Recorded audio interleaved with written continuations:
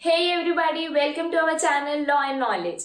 आप लोगों ने हम लोग को इंस्टाग्राम पे तो फॉलो कर ही लिया होगा, लेकिन आप लोगों ने टेलीग्राम ग्रुप को ज्वाइन करा या नहीं करा? Guys do join it because it is one of the best platform जहां पे आपको सारी चीजें एक ही जगह पे मिल जाती है, जैसे लैंडमार्क केसेस, रीसेंट जजमेंट्स, सारी जो वैकेंसीज आती है वो सब, GK updates, law updates and everything आपको एक ही प्लेस पे सब मिल जाता है, जो एक लॉ की स्पेसिफिकली फॉर लॉ एग्जाम जो भी चीजें आपको चाहिए रहती है, इंक्लूडिंग दैट सिविल जज के जो मॉड्यूल्स होते हैं। फिर अब तो यार एडीपीओ भी आ गई exam. What are you waiting for guys?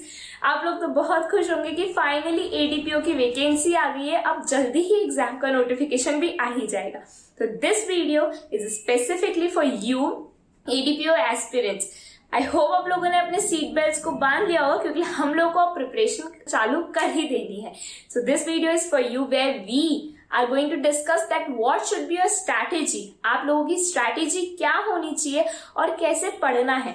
और अगर अभी तक आप लोगों को इस एग्जाम का सिलेबस नहीं पता है तो please do check out our old video regarding ADPO syllabus, क्योंकि ये अभी सिलेबस चेंज हुआ था। 32 सब्जेक्ट्स की जगह अब 29 सब्जेक्ट्स हो गए हैं।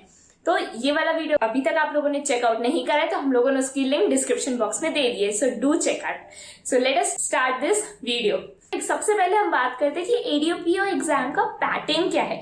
तो ये जो एग्जाम है वो 2 टायर्स में डिवाइडेड है। पहली है प्रीलिम्स और फिर है इंटरव्यू। ठीक है, अब देखो प्रीलिम्स में भी क्या है, प्रीलिम्स एग्जाम भी 2 पार्ट्स में डिवाइडेड है, पार्ट ए और पार्ट बी में। ठीक है, पार्ट ए में क्या होता है, सिर्फ जीके रिलेटेड क्वेश्चंस होते हैं, और पार्ट बी में होता है हमारा स्पेसिफिकली लॉ। तो हमारा जीके कितने मार्क्स का हुआ? हमारा जीके हुआ 150 मार्क्स का। ठीक है, और हमारा जो पार्ट बी हुआ जो लॉ है स्पेसिफिकली वो कितने मार्क्स का हुआ? 300 मार्क्स का हुआ। ठीक है, और इन दोनों ही एग्जाम के लिए हमें 3 घंटे का वक्त दिया जाता है। ठीक है, अब पार्ट बी की बात करते हैं। जो हमारी एग्जाम 2 टायर्स में डिवाइडेड है, पहला तो हो गया ये हमारा थ्योरेटिकल चीज है। ठीक है, अब जो सेकेंड पार्ट है वो होता है इंटरव्यू। ठीक है, और ये इंटरव्यू में सबसे अच्छी बात है कि कोई क्राइटेरिया नहीं दिया है, मिनिमम मार्क्स नहीं दिए हैं। ठीक है, तो इंटरव्यू भी हमारा 50 मार्क्स का होता है, मिनिमम मार्क्स नहीं दिए हैं क्वालिफिकेशन के, लेकिन उस इंटरव्यू के मार्क्स जरूर हैं, वो है 50 नंबर। ठीक है, अब हम बात करते हैं कि जीके और लॉ को ऐसे डिवाइड करा तो जीके में क्या क्या चीजें और लॉ में क्या क्या चीजें, कितने मार्क्स का एक पर्टिकुलर क्वेश्चन है, नेगेटिव मार्किंग है या नहीं है, ये सब डिस्कस करते हैं। तो हमारा जो जीके है, जीके जो है हमारा वो हमारा 150 मार्क्स का है, पर क्वेश्चन 3 नंबर की वैल्यू रखता है। अब ये जो हमारा जीके है उसको भी कितने पार्ट्स में डिवाइड करा गया? 3 पार्ट्स में। ठीक है, पहला है हमारा मध्य प्रदेश का जीके। ठीक है, जो स्पेसिफिकली 35 क्वेश्चंस आते हैं उसमें से। ठीक है, 35 क्वेश्चंस, पर क्वेश्चन 3 मार्क्स। ठीक है, फिर हमारा दूसरा पार्ट आता है कि इंडिया से रिलेटेड क्वेश्चन पूछे जाते हैं और वो होते हैं 10 क्वेश्चंस। फिर आता है हमारा थर्ड पार्ट जीके का जो है इंटरनेशनल जीके, तो वो सिर्फ 5 क्वेश्चन आते हैं उसके। ठीक है, इंटू 3, तो 5 क्वेश्चन, पर question 1 marks is equal to 15 marks. ठीक है, तो ऐसे सबका टोटल करते हैं तो हमारे होते हैं 150 मार्क्स। ठीक है, I hope it is clear. अब बात करते हैं हमारे लॉ पार्ट के बारे में। ठीक है, अब लॉ तो स्पेसिफिकली उसमें 32 सब्जेक्ट्स हैं। ठीक है, चलो talking of law beforehand we should discuss कि जीके में क्या क्या टॉपिक्स है। मैं डिटेलिंग में बात नहीं करूंगी क्योंकि डिटेल वीडियो ऑलरेडी आ चुका है। मैं सिर्फ आपको ऊपर के टॉपिक्स बता रही हूँ। ठीक है, तो पहला आता है history, culture and literature of MP से रिलेटेड है ये। ठीक है ना। फिर आता है ज्योग्राफी ऑफ एमपी की क्या ज्योग्राफी है, क्या एरिया है, क्या मॉन्यूमेंट्स है एंड ऑल। फिर politics and economy of MP, current events of international, national and MP. Obviously ये तो सबसे इंपॉर्टेंट चीज होती है। ठीक है, फिर आता है information and communication technology, computer से रिलेटेड क्वेश्चन थोड़े बहुत। See what I am telling you that this questions are not very difficult. ये कोई रॉकेट साइंस नहीं है जिसको आप लोग क्रैक नहीं कर सकते। ये बहुत ही इजी पार्ट है। मैं जीके सबको ऐसा लगता है बहुत डिफिकल्ट है, कैसे होगा, क्या करेंगे, ये नहीं हो रहा, वो नहीं हो रहा। Guys relax, take break. मैं बताती हूँ आपको कैसे पढ़ना है। सबसे अच्छी बुक जो जीके के लिए आती है वो सिर्फ ना ही एडीपीओ ना सीजे, ये एक ऐसी बुक है जो ऑल ओवर आपको सारी एग्जाम्स के लिए काम आती है, वो है लूसेंट। ये जो भी मैं आपको बता रही हूँ ये हम लोगों की स्ट्रैटेजी है वो हम आप लोगों से शेयर कर रहे हैं। This is not very authentic thing कि हाँ बस ये कर लो, बट सीरियसली अगर आपने ये स्ट्रैटेजी फॉलो कर ली, आपके 98% चांसेस है कि you will crack this exam. Because her exam को क्रैक करने के लिए आपको खुद की मेहनत बहुत जरूरी रहती है। सिर्फ स्ट्रैटेजी पता होने से नहीं होता कि आप लोग क्रैक कर लेते हो, आपको खुद को भी मेहनत करनी पड़ती है, तभी जाकर वो एग्जाम क्रैक होती है, right? So what you guys need to do it that by the Lucent. सो जीके के लिए तो मैं आपको यही सजेस्ट करूंगी कि डेली न्यूज़पेपर पढ़ो, डेली एक भी टाइम आप मिस नहीं करो। और जो ये टॉपिक्स मैंने बताए हैं, करंट अफेयर्स, इंटरनेशनल, फिर उसके बाद जो रीसेंट अपडेट्स आती है, इन ये सब आपको न्यूज़पेपर से बहुत इजीली मिल जाएंगे, ठीक है? उसके बाद लूसेंट जरूर खरीदिए, उसके क्वेश्चंस पढ़िए, क्योंकि उसमें स्टैटिक जीके के साथ करंट जीके भी अवेलेबल रहता है। क्योंकि करंट जीके के लिए तो आपको बुक्स ही देखनी पड़ती है। एंड आई डू सजेस्ट कि यूट्यूब वीडियोस इसमें आपको बहुत हेल्प करेंगे, क्योंकि जैसे जो भी सिविल एग्जाम्स होती है, गवर्नमेंट एग्जाम्स होती है, उन सब में एक चीज कॉमन होती है, वो जीके। तो जीके ऐसा नहीं है कि एडीपीओ का अलग जीके हो जाएगा, यूपीएससी का अलग जीके हो जाएगा, ठीक है? Differences are there but GK is same, right? तो जीके के लिए तो मैं यही सजेस्ट करूंगी, Lucent, YouTube videos and newspaper daily read करो। और ऐसा नहीं होना चाहिए कि आप मिस आउट कर ले, नहीं, आपको डेली डेडिकेशन के साथ पढ़ना है, बिकॉज ये एग्जाम हमें क्रैक करनी है। We are doing it for our self, for our families, right? So I guess that continuity is the key to success, right? अब बात करते हैं हमारे लॉ पार्ट के बारे में। लॉ वाला जो हमारा पार्ट है वो है हमारा 300 नंबर का, ठीक है? अब देखो लॉ में क्या होता है, ये 29 सब्जेक्ट्स है हमारे लॉ में। कितने सब्जेक्ट्स है? 29। आई होप आप लोग को ये सारे सब्जेक्ट्स पता हो, but still what are the subjects, let me tell you that. जैसे इंडियन पीनल कोड हो गया, I am not going to tell you all 29 subjects, but still few.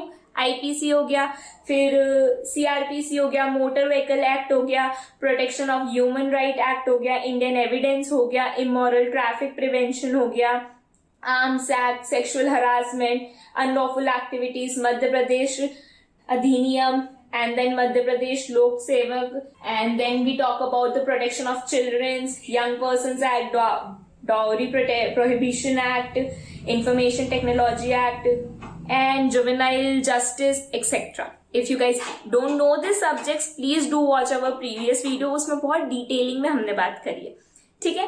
अब बात करते हैं, चलो ये लॉ और जीके का तो पार्ट हो गया। अब जीके को कैसे प्रिपेयर करें वो भी हमें पता चल गया। अब लॉ को कैसे प्रिपेयर करें, देखो अब लॉ एक ऐसी चीज हो गई जो सारी एग्जाम्स में कॉमन नहीं है, बट जो सीजे की एग्जाम है उसमें से कुछ सब्जेक्ट इसमें कॉमन हो गए, जैसे एविडेंस, सीआरपीसी और फिर आईपीसी। ये 3 सब्जेक्ट तो जो है वो स्पेसिफिकली सीजे में भी पूछे जाते हैं। तो उसके लिए प्रिपेयर करने के लिए मैं आपको एक बहुत सिंपल तरीका बताती हूँ। हमारे लॉ एंड नॉलेज चैनल पे इसकी पूरी लेक्चर सीरीज चल रही है, तो आप हमारे साथ पढ़ना चालू कर दीजिए, बिकॉज हम एक एक कॉन्सेप्ट को वहां पे समझाते हैं, ठीक है? And I must say that if you have time, so get the books of these subject और do not forget the bare act. देखो ऐसा होता है ना कि बेयर एक्ट तो मतलब ग्रंथ है, जैसे गीता कुरान आती है ना, वैसे आप ये मान लो कि लॉ के लिए जो बेयर एक्ट है ना वो बिल्कुल ग्रंथ है, उससे बाहर कुछ आएगा ही नहीं।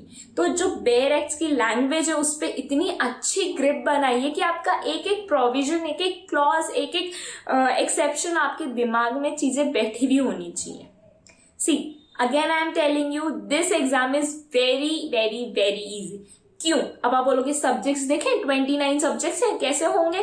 देखो 29 सब्जेक्ट्स हैं, मैं मना नहीं कर रही हूँ, लेकिन ये जो एक्ट्स है ना, अगर आप शिद्दत से 6 घंटे दिन में बैठ गए, 6 घंटे अगर शिद्दत से बैठ गए, तो ये जो माइनर सब्जेक्ट्स है ना यूं हो जाएंगे, ट्रस्ट मी। आईपीसी, चलो आईपीसी को अपन ने 2 हफ्ते में खत्म कर दिया, सीआरपीसी को 3 दिन में खत्म कर दिया। This is very easy subjects. और ऐसा नहीं है कि हम बिल्कुल पहली बार ही पढ़ रहे हैं, हम लोगों ने सीजे की प्रिपरेशन में भी ये चीजें पढ़ी हैं। उसके बाद तुम देखो जुवेनाइल जस्टिस, छोटा सा एक्ट है, ठीक है? तो I think that it is not very difficult to crack if you have a continuous reading. वही मैं बोल रही हूँ, कंटिन्यूटी ही एक सक्सेस बन सकती है इसमें।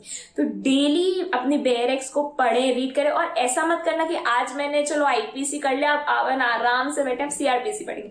नहीं, 1 घंटा निकालो उस आईपीसी को रिवाइज करने के लिए, क्योंकि अगर आप रिवाइज नहीं करोगे चीजें भूलते जाओगे। क्या मतलब, इससे बेटर है हम पढ़ रहे हैं, हम डेली उसको रिवाइज करें। ठीक है, डेली रिविजन करना ही है हमने जो भी चीजें पढ़ी है। उसके बाद मॉक टेस्ट डेली सॉल्व करो। IPC, GK, current affairs, computer, everything. Mock test भी एक ऐसी चीज है जहां पे चलो अगर आपने सीआरपीसी नहीं पढ़े फिर भी उसके मॉक दो। मैं रीजन बताऊं क्यों, क्योंकि कई बार ऐसा होता है कि मॉक टेस्ट देते ही हमें कुछ चीजें याद रहने लग जाती, क्योंकि अपन जितनी प्रैक्टिस करते हैं ना मॉक टेस्ट की, उतने अपन को क्वेश्चंस दिमाग में बैठे, और फिर जब क्वेश्चन गलत होता है तो कितना बुरा लगता है कि शिट यार क्वेश्चन कैसे गलत हो गया। फिर हम उस चीज को याद रखने की कोशिश करते हैं, और वही चीज पता है एग्जाम में होती है। एग्जाम में आपसे डायरेक्ट स्टेटमेंट थोड़ी पूछ रहा है कि चलो इसका मतलब समझाओ, वो ये नहीं पूछते। वो सिंपल सा ये पूछ लेते हैं कि चलो डॉक्यूमेंट कहाँ डिफाइन है, तो हम चलो आंसर बता दे। हमारी कॉन्स्पिरेसी कहाँ डिफाइन है, तो ये बता दो। हमारा कॉमन इंटेंशन का है, ये बता दो। ठीक है, तो ऐसी चीजें पूछी जाती है, और कई बार कंसेप्चुअल चीजें आती है, मैं मना नहीं कर रही हूँ, लेकिन हम जब बेयर एक्स पे ग्रिपिंग करेंगे, हम लेक्चर सुनेंगे, हम बुक्स पढ़ेंगे, तो ये चीज हमें आ ही जाएगी। Right, so the gist of everything is that you need to have the continuity. ठीक है, न्यूज़पेपर पढ़ो, बुक्स पढ़ो, बेयर एक्स पे तो ग्रिप बिल्कुल लूज ही मत करना, और मॉक टेस्ट तो प्रैक्टिस करते जाओ। And we law and knowledge are always there for you. We will try to make as many series as we can. अभी एमपीए एक्सरसाइज एक्ट की लेक्चर सीरीज स्टार्ट हो चुकी है, जल्दी से वो भी आप पढ़ लीजिए। आईपीसी, एविडेंस, सीआरपीसी, ये सब की चल ही रही है ऑलरेडी। इवन कंप्यूटर की भी सीरीज चल रही है, सो जल्दी से जाइए और पढ़ लीजिए। Do join our Telegram group, and nothing is impossible. Even impossible says that I am possible. तो ये तो सिर्फ ADPO की एग्जाम है यार, कैसे क्रैक नहीं होगी? We have to crack this exam.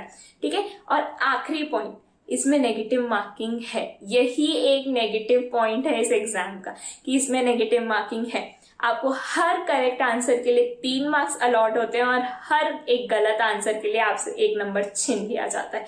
तो मैं यही बोलूंगी, अगर आपको वो क्वेश्चन नहीं आता है, डू नॉट अटेम्प्ट, क्योंकि 1 नंबर भी उस एग्जाम में इतना मायने रखता है ना कि मैं क्या बताऊं आपको, बहुत मायने रखता है।